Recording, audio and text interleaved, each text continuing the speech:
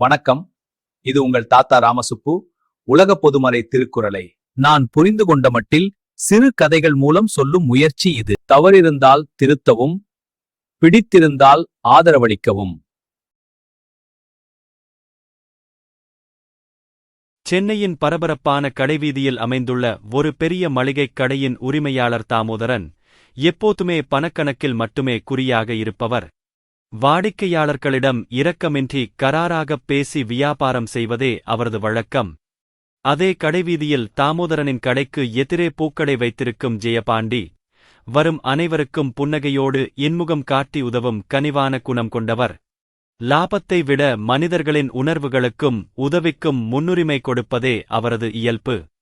ஒரு நாள் காலையில் மூதாட்டி ஒருவர் தாமோதரனின் கடைக்கு வந்து சில அத்தியாவசியப் பொருட்களை வாங்குகிறார். பணம் கொடுக்கும் போது 10 ரூபாய் குறைவாக இருப்பதைத் தாமோதரன் சுட்டிக்காட்டி வன்மையாகப் பேசுகிறார்.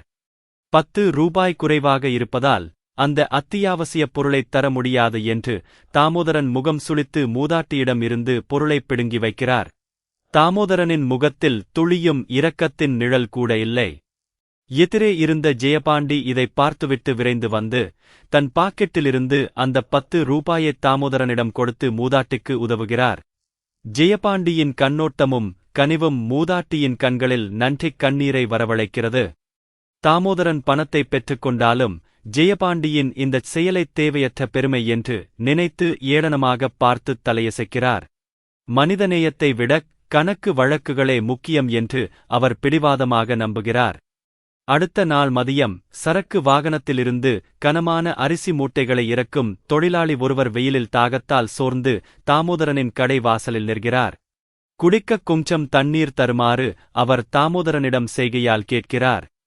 தாமோதரன் அந்தத் தொழிலாளியின் சோர்வைக் கண்டும் காணாமல் வாசலை மறைக்காமல் தள்ளி நிற்குமாறு கடுமையான குரலில் விரட்டுகிறார்.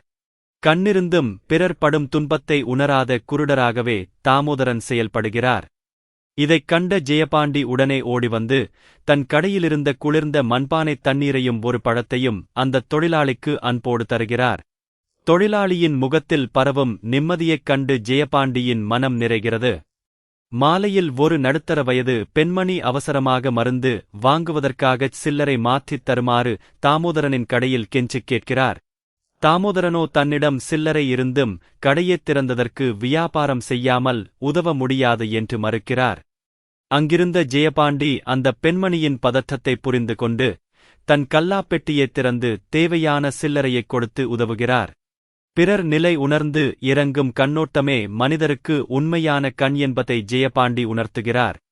அன்று இரவு கடைவீதியில் திடீரென ஒரு மின்கசிவு ஏற்பட்டு தாமோதரனின் கடையின் ஒரு மூலையில் தீப்பிடிக்கத் தொடங்குகிறது. கடைக்குள் கணக்குப் பார்த்துக் கொண்டிருந்த தாமோதரன் இதைக் கவனிக்காமல் உள்ளேயே இருக்கிறார். கடையை மூடிவிட்டுப் புறப்படத் தயாரான ஜெயபாண்டி தாமோதரனின் கடையிலிருந்து புகை வருவதைக் கவனித்து அதிர்ச்சியடைகிறார். ஒரு கணம் கூடத் தாமதிக்காமல் கூச்சலிட்டபடி தாமோதரனின் கடையை நோக்கி ஓடுகிறார். ஜெயபாண்டி ஓடிவந்து தாமோதரனை எச்சரித்து வேகமாக உள்ளே நுழைந்து அவரைப் பத்திரமாகக் கடையை விட்டு வெளியே இழுத்து வருகிறார். தீ மளமளவெனப் பரவத் தொடங்கும் முன் தாமோதரன் அதிர்ஷ்டவசமாகத் தப்பிக்கிறார். ஜெயபாண்டி உடனே அக்கம் பக்கத்து கடைக்காரர்களை உதவிக்கு அழைத்து தண்ணீர் மற்றும் மணலை ஊற்றித் தீயை அணைக்கப் போராடுகிறார். ஜெயபாண்டியின் கனிவான குணத்தால் கவரப்பட்ட பலரும் உடனே ஒன்று கூடித் தீயை அணைக்க உதவுகிறார்கள். தீ முற்றிலும் அணைக்கப்பட்டு தாமோதரனின் கடை பெரும் சேதத்திலிருந்து பாதுகாக்கப்படுகிறது. பயத்திலும் அதிர்ச்சியிலும் உறைந்து போய் நிற்கும் தாமோதரன் ஜெயபாண்டியின் கைகளில் ஏற்பட்ட சிறு தீக்காயத்தைப் பார்க்கிறார்.